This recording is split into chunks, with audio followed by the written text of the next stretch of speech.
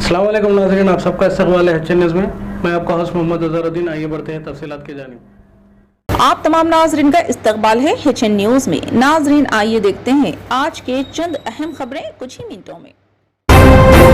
वज़ीर-ए-आज़म नरेंद्र मोदी ने चारशंबे को यहाँ मडगासकर के सदर इंद्री राजू बल्लना से मुलाकात की। दुबई में मुनक़िदा हुकूमतों के आलमी सरबराह कॉन्फ्रेंस के मौके पर दोनों रहनुमाओं के दरमियान ये पहली मुलाकात थी। वज़ारत ख़ारजा के मुताबिक दोनों रहनुमाओं ने दोनों ममालिक के दरमियान देरीना दोस्ताने के ताल्लुकात और क़दीम जोग्राफियाई रवाबित को याद किया। इन्होंने दो तरफ़ा ताल्लुकात को आगे बढ़ाने के तरीक़ों पर तबादला ख्याल किया और अक़वाम मुत्तहिदा समेत मुख्तलिफ कसीरुल-जहती फोरम्स पर दोनों ममालिक के दरमियान क़रीबी ताउन की सताइश की।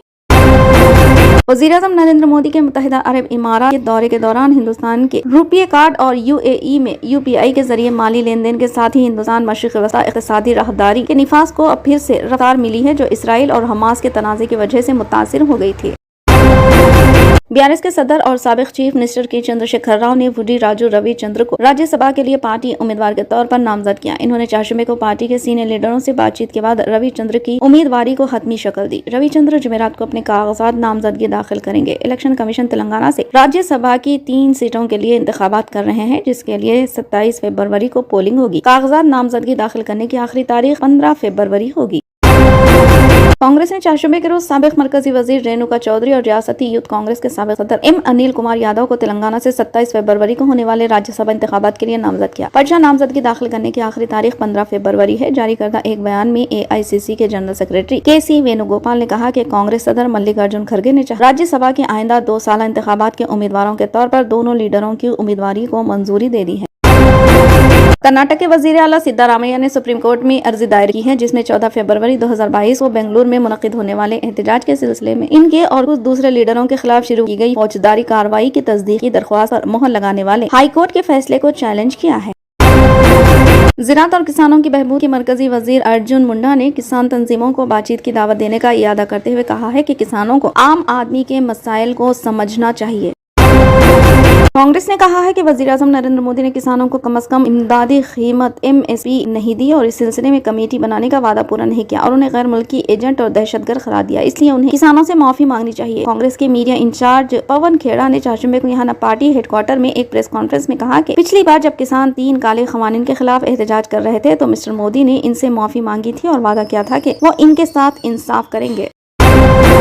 ऑटो यूनियन TATU के सदर विमूला मारिया ने जुमे को रियासत भर में ऑटो बंद का ऐलान किया। इन्होंने चारशंबे के रोज उपल मल्लापुर में ऑटो बंद से मुताल्लिक वॉल पोस्टर का रस्मी इजरा अंजाम दिया। इस मौके पर इन्होंने कहा कि ऑटो ड्राइवर बंद में हिस्सा लेंगे और अजला में जगह जगह एहतजाज करेंगे। 16 तारीख को सुबह 10 बजे हैदराबाद के सौंदर्य विज्ञान केंद्र से नारायणगुड़ा स्क्वायर तक एक बड़ी ऑटो रैली निकाली जाएगी। इन्होंने तमाम ऑटो ड्राइवरों से इस रैली में शिरकत करने की अपील की। इन्होंने इंतबाह दिया कि रैली को रोकने की कोशिश की गई तो हुकूमत को अच्छा सबक सिखाया जाएगा। इन्होंने अपनी तशवीश का इजहार किया कि हुकूमत की तरफ से मुतारिफ कराई गई मुफ्त बस स्कीम के नतीजे में ऑटो ड्राइवर अपने रोजगार से हाथ धो बैठे हैं और खुदकशी कर रहे हैं। इन्होंने इंतबाह दिया कि आने वाले पार्लिमानी इंतखाबात में कांग्रेस को सबक सिखाया जाएगा अगर इनके मसाइल हल नहीं हुए और उम्मीदवारों की मुहिम को हर कदम पर रोक दिया जाएगा। विमूला मारिया ने ऑटोस पर स्टिकर चस्पा करने और बंद को कामयाब बनाने की ऑटो ड्राइवरों से अपील की। इस मौके पर सत्या रमेश, निरंजन रामांजुलु, CH साई कुमार, A श्रीनिवासुलु और दिगर मौजूद थे।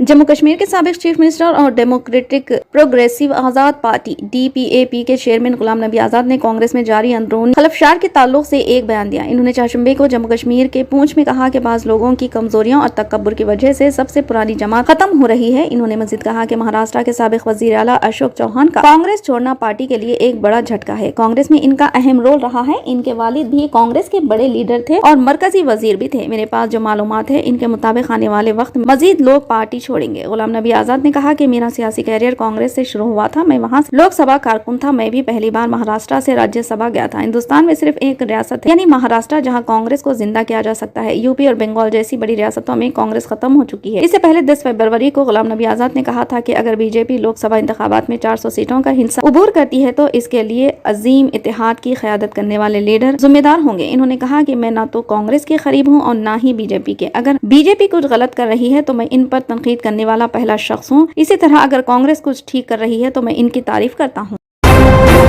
इन्फोर्समेंट डायरेक्टोरेट ईडी ने मुबैना शराब घोटाला मामले में दिल्ली के चीफ मिनिस्टर अरविंद केजरीवाल को छिट्टा समन जारी किया। ईडी ने केजरीवाल को 19 फरवरी को हाजिर होने को कहा है। इससे पहले ईडी ने केजरीवाल को 5 सम्मन जारी किए। केजरीवाल अब तक भेजे गए सम्मन पर पूछताछ के लिए ईडी के सामने पेश नहीं हुए। इन्होंने ईडी के सम्मन को इंतखाबी कार्रवाई करार दिया था। ईडी ने केजरीवाल को 31 जनवरी, 17 जनवरी, 3 जनवरी, 21 दिसंबर और 2 नवंबर को सम्मन भेजा था, लेकिन वो हाजिर नहीं हुए। ईडी की जानिब से मुसलसल सम्मन जारी करने के बाद आम आदमी पार्टी ने दावा किया था कि ये सारी कार्रवाई अरविंद केजरीवाल को गिरफ्तार करने के लिए की जा रही है। ईडी उन्हें पूछताछ के बहाने बुलाकर गिरफ्तार करना चाहती है। आम आदमी पार्टी का कहना है कि अगर ईडी पूछताछ करना चाहती है तो वो अपने सवालात लिख केजरीवाल को दे सकती है। ईडी के भेजे गए खत में केजरीवाल ने कहा था कि वो हर कानूनी सम्मन को कबूल करने के लिए तैयार है, लेकिन ईडी का ये सम्मन भी पिछले सम्मन की तरह गैर कानूनी है। इन्होंने इसे सियासी तौर पर मुहर्रिक करार देते हुए इसे वापस लेने का मुतालबा किया था। इससे पहले केजरीवाल ने कहा था कि मैंने अपनी जिंदगी ईमानदारी और शफाफियत के साथ गुजारी, मेरे पास छुपाने के लिए कुछ नहीं है। फिलहाल के लिए इस खबरनामे में बस इतना ही। देखने के लिए आपका बहुत बहुत शुक्रिया। अगर आप नए हैं इस चैनल पर तो सब्सक्राइब जरूर कर लें और बेल आइकन को भी दबा लें ताकि हमारी मजीद और भी अपडेट्स आप तक पहले मिले।